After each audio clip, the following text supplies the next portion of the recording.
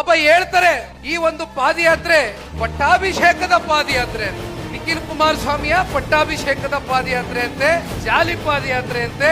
ಅದೆಂತದೋ ಪ್ರಾಯಶ್ಚಿತ್ತ, ಪಶ್ಚಾತ್ತಾಪ, ದಿವಸಕ್ಕೆ ಒಂದೊಂದು ಹೆಸರುಗಳನ್ನ ಕೊಟ್ಟಗಮ್ಮ. ನಾನೊಂದು ಮಾತಿನ ಈ ಸಂದರ್ಭದಲ್ಲಿ ಹೇಳ್ತೇನೆ, ಯಾವುದೇ ಒಂದು ವ್ಯಕ್ತಿ, ಯಾವುದೇ ಒಂದು ಕುಟುಂಬ ಯಾರಿಗೂ ಕೂಡ ಪಟ್ಟಾಭಿಷೇಕದ ಸ್ಥಾನಕ್ಕೆ ಹೋಗಿ ತಲುಪಿಸ್ತಕ್ಕಂಥದಕ್ಕೆ ಈ ಪ್ರಜಾಪ್ರಭುತ್ವದ ವ್ಯವಸ್ಥೆಯಲ್ಲಿ ಆಗ್ಲಿಕ್ಕಿಲ್ಲ. ಅರ್ಥ ಮಾಡ್ಕೊಳ್ಬೇಕಾಗಿದೆ ಕಾಂಗ್ರೆಸ್ಸಿಗರು ಮಾತನಾಡೋದಕ್ಕಿಂತ ಮುಂಚಿತವಾಗಿ. ನಮ್ಮ ರೈತ ಪರವಾದಂತ ಬದ್ಧತೆ ಏನಿದೆ, ಧ್ವನಿ ಇಲ್ಲದೆ ಇರ್ತಕ್ಕಂಥ ಜನರ ಜೊತೆಗೆ ನಾವು ಯಾವ ರೀತಿ ಅವರ ಕಷ್ಟವನ್ನ ಆಲಿಸಿ ಅವ್ರ ಜೊತೆನಲ್ಲಿ ಬೆರೀತೀವಿ, ನಮ್ಮಲ್ಲಿ ಇರ್ತಕ್ಕಂಥ ಬದ್ಧತೆ, ನಮ್ಮಲ್ಲಿ ಇರ್ತಕ್ಕಂಥ ಕಾಳಜಿಯನ್ನ ಗುರುತಿಸಿ ಮುಂದೊಂದು ದಿನ ಜನ ಇವನು ಯೋಗ್ಯನಿದ್ದಾನೆ, ಇವನು ಅರ್ಹನಿದ್ದಾನೆ ಅಂತಕ್ಕಂಥ ಜನಸೇವೆಯನ್ನ ಮಾಡ್ತಕ್ಕಂಥ ಏನಾದ್ರೂ ಒಂದು ಸ್ಥಾನ ಕೊಟ್ರೆ ಅದು ನಿಜವಾದಂತ ಪಟ್ಟಾಭಿಷೇಕ. ಮಾನ್ಯ ಅಲ್ಲಿರ್ತಕ್ಕಂಥ ನೂತನ ಮಂತ್ರಿಗಳು ಅರ್ಥ ಮಾಡ್ಕೊಳ್ಬೇಕಾಗ್ತದೆ. ಈ ರೀತಿ ಲಘುವಾದಂತ ಮಾತುಗಳು ಆಡೋದು ಬೇಡ.